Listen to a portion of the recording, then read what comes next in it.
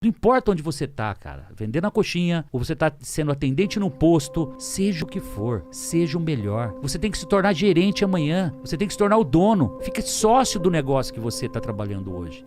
Mas esse desejo tem que ser forte, e você tem que se entregar, porque você vai ter que ser o melhor para que isso tudo aconteça. As experiências que eu vivi lá atrás, eu estava muito preparado para isso. E aí, óbvio, vocês vão entender no meio dessa história que eu vou contar, que a gente precisa estar preparado para eventos bons, para as oportunidades, mas nós precisamos estar preparados também para as adversidades, as catástrofes que podem surgir. E quando você está preparado para esse momento, cara, você vai com leveza. Esse é o bacana da vida, né? Você tem que ter essa preparação. Com 13 anos, indo para a igreja 3 vezes por semana, a pé, 1h30, lá em Lins, para ir.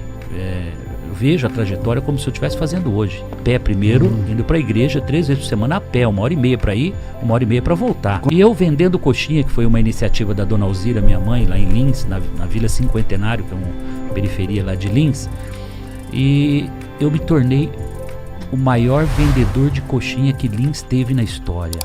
E quando eu falo isso, a galera pergunta assim, mas como assim o melhor vendedor de coxinha? Eu consegui comprar um Fusquinha 1962 à época pra minha mãe, porra.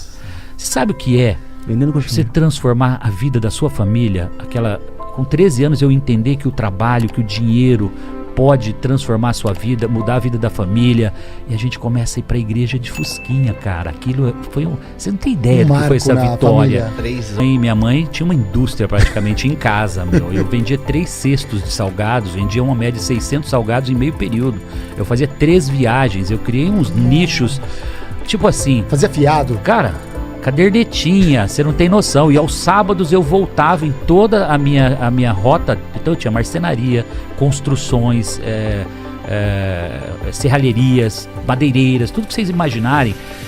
Que a galera 3 da tarde, 3h30, dava uma fome no povo, rapaz.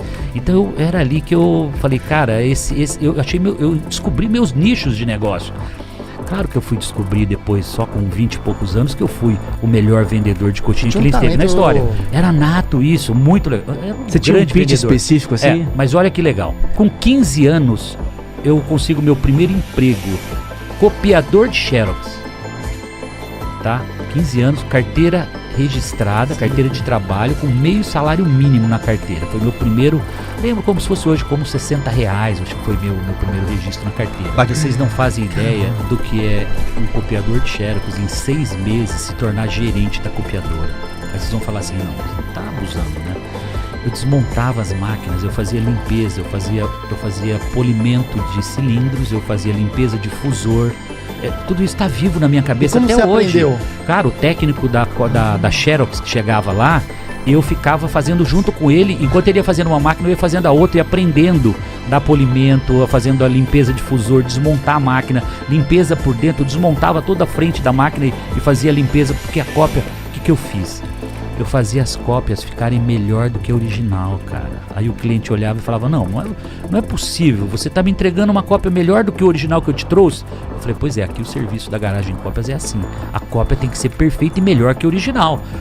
Com isso, eu fui conquistando os clientes. Eu não estava ali para tirar cópia. Eu era dono da copiadora, eu cuidava do negócio como se eu fosse o dono.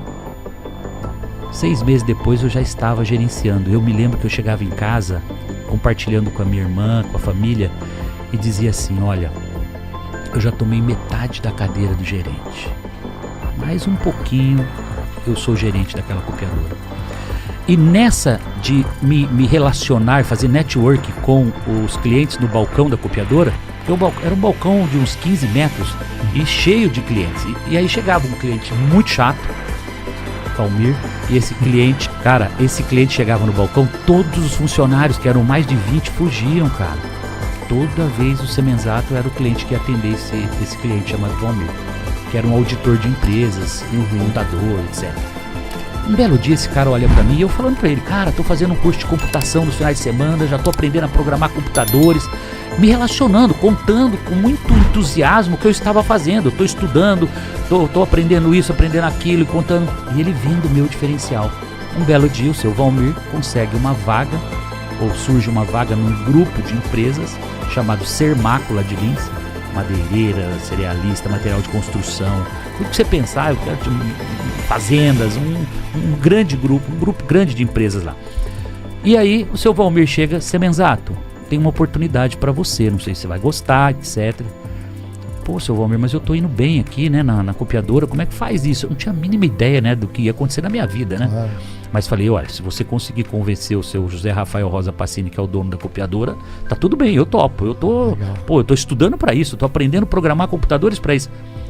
Cara, 8 meses, 1 ano depois eu já estava na Cobra Computadores, na fábrica em Ribeirão Preto, fazendo curso de programação de computadores na fábrica.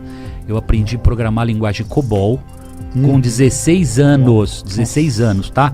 Com 16 para 17 eu assumo o centro de processamento de dados desse grupo e começo a desenvolver todos os sistemas que vocês imaginarem. Aí começa aqui, contabilidade, contas a pagar, folha de pagamento, controle de tributos, né, ICMS, livro de ICMS, controle de gado, controle de construtora. Comecei a desenvolver todos os códigos, sistemas, softwares. Sim, e de desenvolver os códigos você aprende. Sabe o que aconteceu? Mas sabe o que aconteceu? Né? Eu me tornei na Garagem Cópias o melhor copiador de Xerox que Lins teve na história. Que me levou ao quê? Ao melhor programador que Lins teve na história, cara. Eu me tornei referência desenvolvendo programas de computadores. E aqui eu quero dar uma pausa e quero deixar uma dica já pra galera. Legal. Será que você está sendo o melhor naquilo que você faz hoje? Será que você está copiador de Xerox e acha que você tem que morrer copiador de Xerox? Ou você está fazendo conexão, você está abrindo portas para você crescer profissionalmente?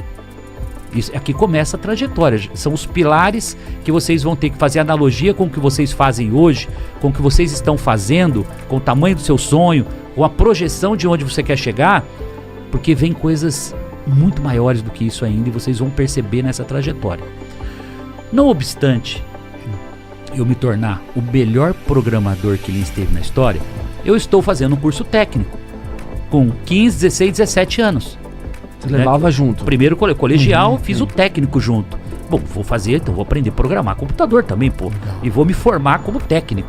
Nem sonhava fazer faculdade, porque acho que já sabia que não ia dar também, não ia ter tempo, não ia, né, enfim. Terminei o curso técnico, sabe o que acontece? Eu me tornei o melhor aluno formado do colégio. E eu sou convidado pelo Instituto Americano de Lins para ser professor segundo grau, com 18 anos. Autorização da Secretaria de Estado da Educação, autorização especial, porque eu não tinha pedagogia, não era bacharelado para dar aula. Não fiz pedagogia, não fiz nenhuma especialização para lecionar. Então, autorização especial, carteira de trabalho, professor segundo grau. Cara, o professor mais jovem da história, acho que, sei lá, do país talvez. E eu chegava na sala dos professores, me conectando com os professores de 20, 30 anos de IAL, de Instituto Americano, como se eu fosse um professor veterano, cara. Me conectando, chegava na sala dos professores lá em cima, como se eu fosse um professor de 20 anos de vida ali, de carreira. Nessa hora não era mais fusquinha já. Não, eu estacionei com 18 anos uma CBR 450. Pensa bem, o garoto com 18 anos estaciona uma CBR 450 Custom. Cara, muitos poderiam ter perdido o juízo nessa hora. E aí vem outra dica pra galera: foco, determinação.